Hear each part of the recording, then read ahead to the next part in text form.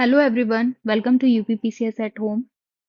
तो हम लोग जनरल हिंदी का मेंस के लिए विलोम शब्द का टॉपिक अभी कवर कर रहे थे। लास्ट हमने यहाँ तक कंप्लीट कर लिया था संन्यास का गृहस्थ। इसके आगे हम लोग कंटिन्यू करेंगे। और प्लीज अगर अभी तक आपने चैनल को सब्सक्राइब नहीं किया है तो कर लीजिए, जिससे कि आगे भी आपको सारे टॉपिक्स अपडेट होते रहें। अभी हम लोग विलोम शब्द कर रहे हैं, इसके बाद में अनेक शब्दों के लिए एक शब्द, फिर उसके बाद में मुहावरे, इस तरीके से हिंदी की पूरी सीरीज कंप्लीट करेंगे। इसके साथ में प्रीवियस ईयर क्वेश्चंस भी देख रहे हैं, जो कि आने वाले प्रीलिम्स के लिए बहुत ज्यादा इंपॉर्टेंट है। तो चलिए आगे देखते हैं। सबसे पहले है विज्ञ। विज्ञ का विलोम क्या होगा? अज्ञ। फिर है ग्रस्त। ग्रस्त का क्या होगा? मुक्त। ग्रस्त यानी कि किसी चीज में बंधा होना, और मुक्त यानी कि फ्री होना। तो ग्रस्त का विलोम क्या हो जाएगा? मुक्त। महात्मा का क्या होगा? दुरात्मा। स्मरण का क्या होगा? विस्मरण। सूक्ष्म का क्या होगा? स्थूल होगा। सूक्ष्म माने होता है छोटा, और विराट माने होता है बड़ा। स्थूल माने होता है बड़ा। तो सूक्ष्म यानी कि छोटा, और स्थूल यानी कि बड़ा। तो सूक्ष्म का विलोम है स्थूल या फिर विराट। फिर है आगामी। आगामी का हो जाएगा विगत। आगामी यानी कि जो आने वाला है, जैसे कि कई बार परीक्षाओं के लिए कहते हैं आगामी परीक्षा के लिए। तो आगामी मतलब जो आने वाला है। विगत यानी कि जो हो चुका है, जो बीत चुका है। ठीक है। तो आगामी का विलोम क्या हो जाएगा? विगत। फिर है प्रधान। प्रधान का हो जाएगा गौड़, या फिर मुख्य का भी गौड़ हो सकता है। प्रधान या फिर मुख्य, दोनों का विलोम होगा गौड़। फिर है विशेष। विशेष का हो जाएगा सामान्य। विशेष का मतलब कोई चीज जो स्पेशल हो, और सामान्य यानी कि जनरल। तो विशेष का विलोम हो जाएगा सामान्य। फिर है संधि। संधि का हो जाएगा विग्रह। फिर है पंडित। पंडित का हो जाएगा मूर्ख। आगे देख लेते हैं।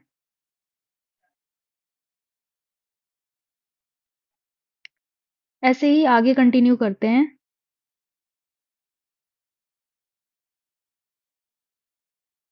तो आगे है अपव्यय। अपव्यय का विलोम क्या होगा? मितव्यय।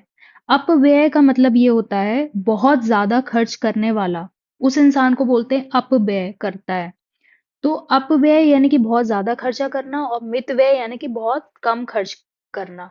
तो अपव्यय का विलोम हो जाएगा मितव्यय। फिर है अल्पज्ञ। अल्पज्ञ यानी कि जिसको कम ज्ञान हो, थोड़ा ज्ञान हो। सर्वज्ञ का मतलब जिसको सब कुछ पता हो, सब कुछ, हर चीज की नॉलेज हो। तो जिसको हर चीज की नॉलेज हो, हर चीज का ज्ञान हो, उसको बोलेंगे सर्वज्ञ। और जिसको कम नॉलेज हो उसको बोलेंगे अल्पज्ञ। तो अल्पज्ञ का विलोम क्या हो जाएगा? सर्वज्ञ। फिर है उद्धृत। उद्धृत का क्या होगा? अनुद्धृत। अब क्या है ना कि कुछ ऐसे विलोम हैं जिसका याद नहीं आ रहा है, तो उसमें हम ये चीज टेक्निक अप्लाई कर सकते हैं कि हम उसमें अन लगा सकते हैं या अ लगा सकते हैं। तो वो हमें वर्ड के अकॉर्डिंग, और अगर हमें पता है तो पता ही है। अदरवाइज हम ये चीज अप्लाई कर सकते हैं कि हम उसमें अ का प्रयोग कर सकते हैं या फिर अन का प्रयोग कर सकते हैं। तो ये टेक्निक भी अप्लाई कर सकते हैं। तो उद्धृत में क्या है? अनुद्धृत। ये इसका विलोम हो जाएगा। फिर है ग्रामीण। वर्ड से ही समझ में आ रहा है, जो गांव में रहने वाला है या ग्राम में रहने वाला है उसको ग्रामीण कहेंगे, और जो शहर में रहने वाला है तो शहरी। तो ग्रामीण का विलोम हो जाएगा शहरी। फिर है धृष्ट। धृष्ट का विलोम क्या होगा? विनम्र। धृष्ट का मतलब ऐसे भी समझ सकते हैं कि कोई व्यक्ति जो कठोर हो, उसको कह सकते हैं धृष्ट है, बहुत ज्यादा स्ट्रिक्ट होना।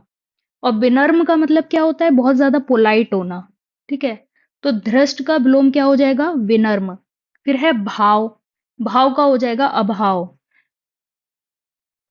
भाव यानी कि जब आप किसी चीज से भरपूर हो, किसी पर्टिकुलर चीज से भरपूर हो। अभाव मतलब उस चीज का अभाव है, कहते हैं ना कि किसी चीज का अभाव है लाइफ में। तो भाव का विलोम हो जाएगा अभाव। फिर नेक्स्ट है अलहव्य। अलहव्य का सिंपली लव्य। ठीक है। मैंने जैसे आपको बताया ना, किसी किसी विलोम में आपको सिंपली अ या फिर अन का उपयोग करना है। तो इसमें भी यही था कि लभ्य का अगर विलोम पूछा जाता तो अलभ्य लगा देते। और अब जैसे अलभ्य का विलोम याद नहीं आ रहा है तो हम ये सोच सकते हैं कि आ हटा देंगे तो भी शायद हम इसका विलोम बना सकते हैं। तो अलभ्य का विलोम है लभ्य। उत्कृष्ट का निकृष्ट। उत्कृष्ट का क्या है? निकृष्ट। फिर है कृश। कृश का हो जाएगा पुष्ट। फिर है तटस्थ। तटस्थ का हो जाएगा पक्षधर। कुछ ऐसे विलोम है जिनको बार बार रिवाइज करने की जरूरत है, जैसे कि यही हो गया तटस्थ, तो इसको पक्षधर। कुछ आइडेंटिफाई करने हैं कौन से हैं जो याद नहीं हो रहे हैं एक बार में, और उनको मार्क कर लेना है। और बस जो याद नहीं हो रहे हैं उनको बार बार रिवाइज करना है। फिर है निर्दय। निर्दय का विलोम हो जाएगा सदय। फिर है विधि। विधि का हो जाएगा निषेध। निर्दय का सदय, विधि का निषेध। नेक्स्ट है अल्पज्ञ। अल्पज्ञ का हो जाएगा बहुज्ञ, ये तो अभी हमने देखा भी था। अथ। अथ का हो जाएगा इति। देखो, इति क्या होता है एक्चुअल में? जब किसी चीज का अंत होता है तब हम बोलते हैं इति। और अथ यानी कि जब किसी चीज की शुरुआत होती है। ठीक है, तो श्री गणेश जब किसी चीज का होता है उसको भी हम अथ बोलते हैं, और इति जो है उसका अपोजिट है। तो अथ का विलोम हो जाएगा इति। फिर है अबनी। अबनी का हो जाएगा अंबर। अबनी यहां से धरती से मतलब है, ठीक है। तो अवनी का हो जाएगा अंबर। और धरती का क्या हो जाएगा? आकाश। उत्कर्ष का क्या हो जाएगा? अपकर्ष। उत्तरायण का हो जाएगा दक्षिणायन। ठीक है, उत्तर का जैसे दक्षिण होता है वैसे ही उत्तरायण का क्या हो जाएगा? दक्षिणायन। फिर है ग्रहण। ग्रह का हो जाएगा त्याज्य। ग्रह का मतलब होता है किसी चीज को ग्रहण करना, और उसका विलोम हो जाएगा किसी चीज को त्याग देना, यानी कि त्याज्य। तो ग्राह्य का विलोम हो जाएगा त्याज्य। फिर है निरामिष। निरामिष का हो जाएगा सामिष। नेक्स्ट है अपेक्षा। अपेक्षा का उपेक्षा। ठीक है, अपेक्षा का विलोम क्या होगा? उपेक्षा। फिर है अतिवृष्टि। इसका हो जाएगा अनावृष्टि। आलोक का क्या होगा? तिमिर। उदयाचल का क्या होगा? अस्ताचल। कनिष्ठ का क्या होगा? वरिष्ठ। कनिष्ठ का मतलब होता है जूनियर, और वरिष्ठ का मतलब होता है सीनियर। कनिष्ठ यानी कि छोटा होना, वरिष्ठ यानी कि जो बड़ा होना। यहाँ पे बड़े होने से मतलब पद से रिलेटेड है। जो मतलब पद में छोटा हो गया, जूनियर हो गया, तो उसे कनिष्ठ बोल दिया। जो पद में बड़ा है, सीनियर है, तो उसको बोल देते हैं वरिष्ठ। कहते हैं ना कि ये बहुत ही वरिष्ठ नेता हैं, बहुत ही बड़े नेता हैं। तो फिर नेक्स्ट है गुरु। गुरु का क्या हो जाएगा? लघु। विधवा का क्या होगा? सदबा। नेक्स्ट है अनंत। अनंत का क्या होगा? शांत। आवर्तक का होगा अनावर्तक। व्यष्टि का क्या होगा? समष्टि। अनुराग का क्या होगा? विराग। स्वार्थ का परार्थ। फिर है स्वार्थ का मेरे ख्याल से परमार्थ होता है, इसमें शायद ये सही नहीं लिखा है। स्वार्थ का परमार्थ होता है। फिर है शोषक। शोषक का हो जाएगा पोषक। फिर है अर्बाचीन। अर्बाचीन का हो जाएगा प्राचीन। ऋजु। ऋजु का हो जाएगा वक्र। समास। समास का हो जाएगा व्यास। निंद। निंद का स्तुत्य। निंद यानी कि किसी की निंदा करने, जब कोई व्यक्ति निंदा करने योग्य होता है तब कहते हैं उसको निंद।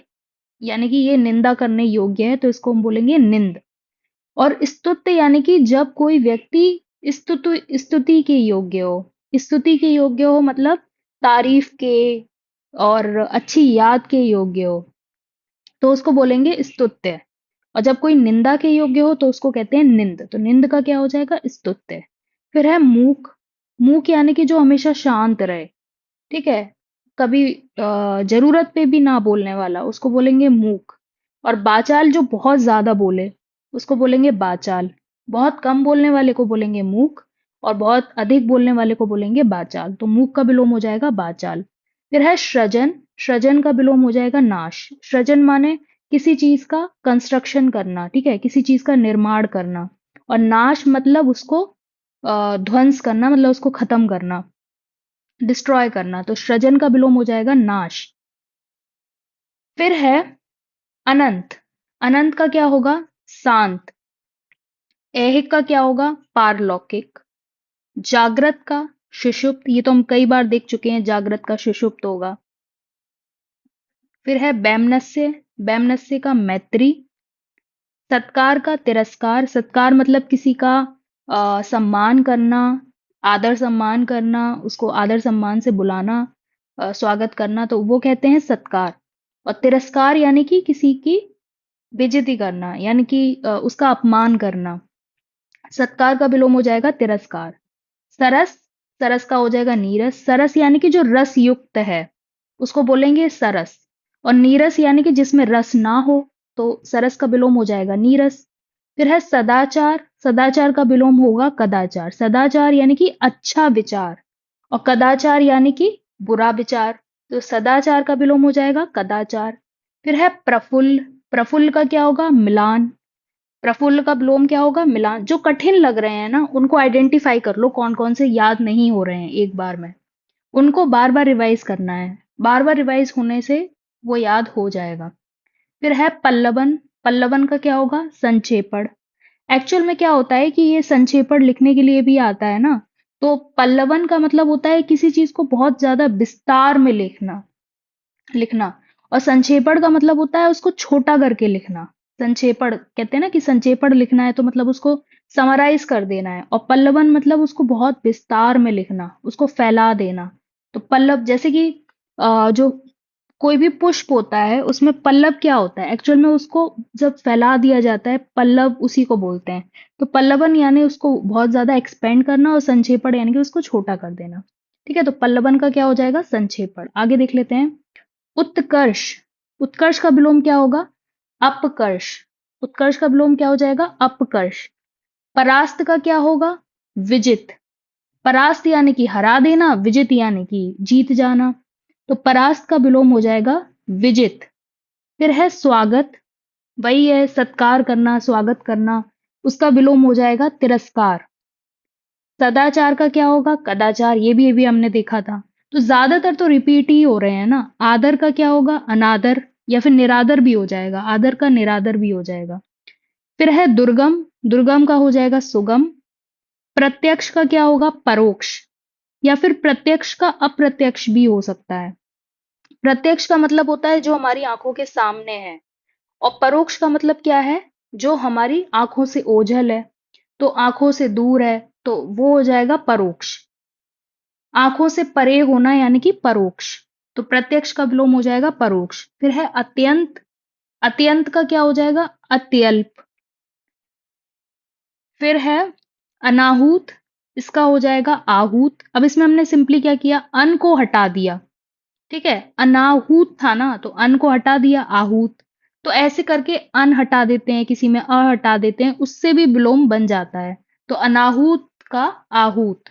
ध्वंस का निर्माण, ये तो सिंपल है अभी देखा था। ध्वंस यानी कि किसी चीज को डिस्ट्रॉय कर देना, निर्माण यानी कि उसका कंस्ट्रक्शन करना, तो ध्वंस का क्या होगा निर्माण।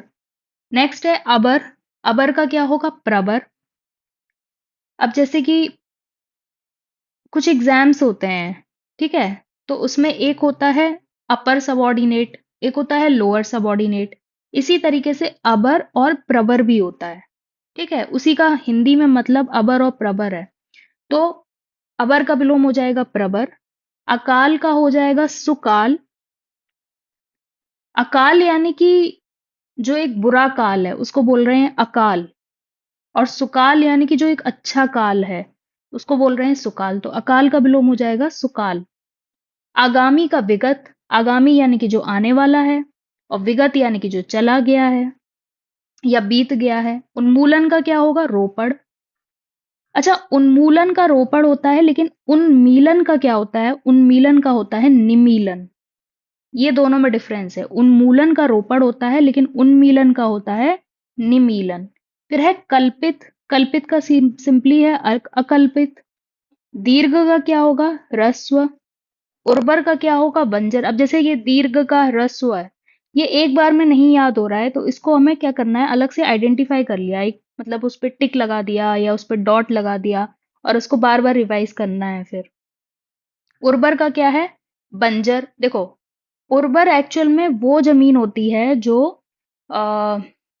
एग्रीकल्चर के लिए सूटेबल है, ठीक है, खेती बाड़ी के लिए सूटेबल है, तो उसको हम बोलते हैं उर्वर।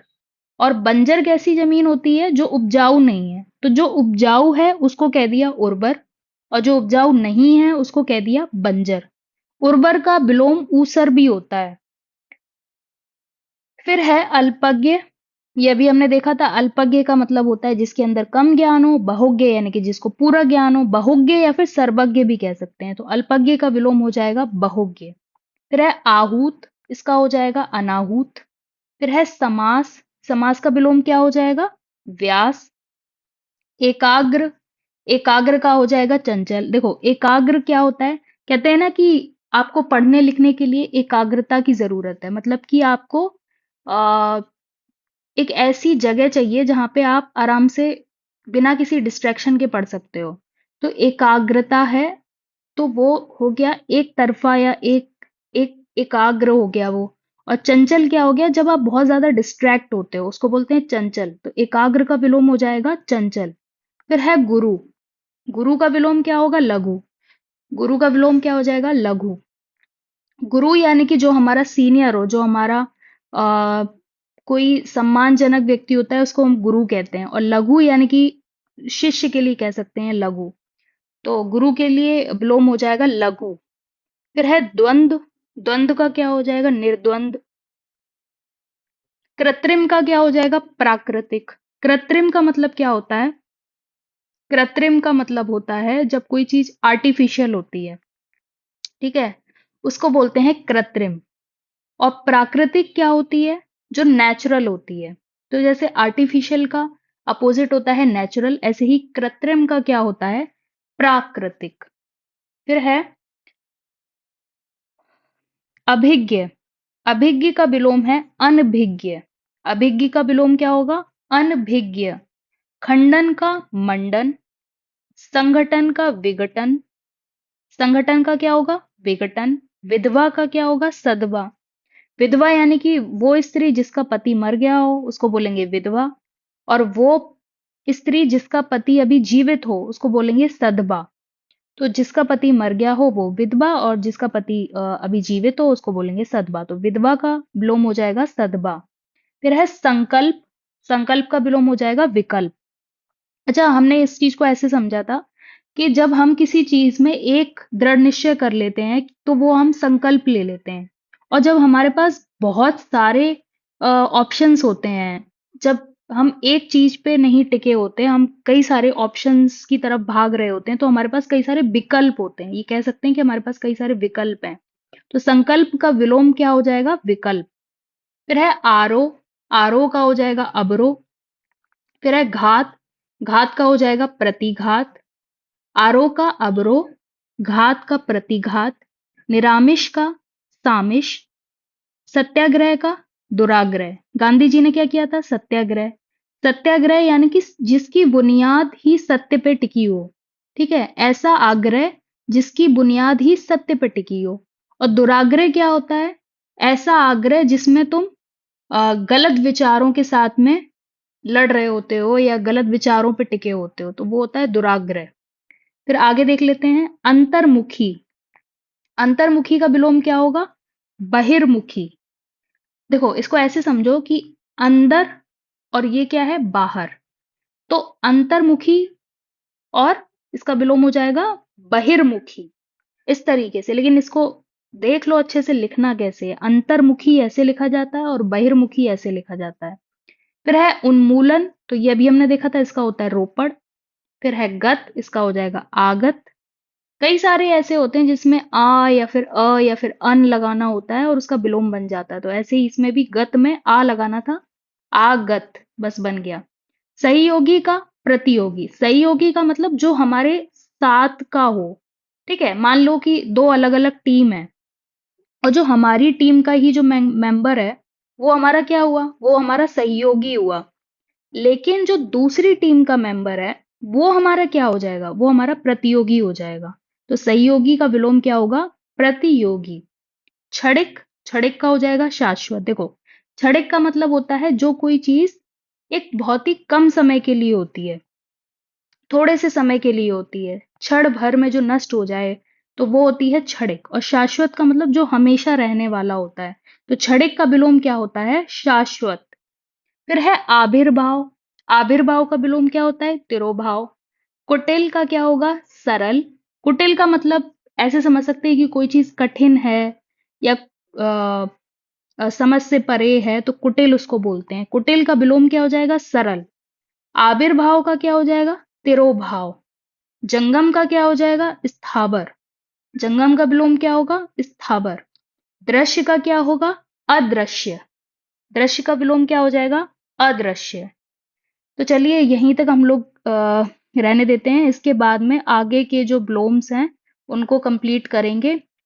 और प्लीज आप लोग चैनल को सब्सक्राइब कर लीजिए। आगे भी हम लोग अनेक शब्दों के लिए एक शब्द और जो और अदर टॉपिक्स हैं उनको भी कंप्लीट करेंगे। चलिए, थैंक यू।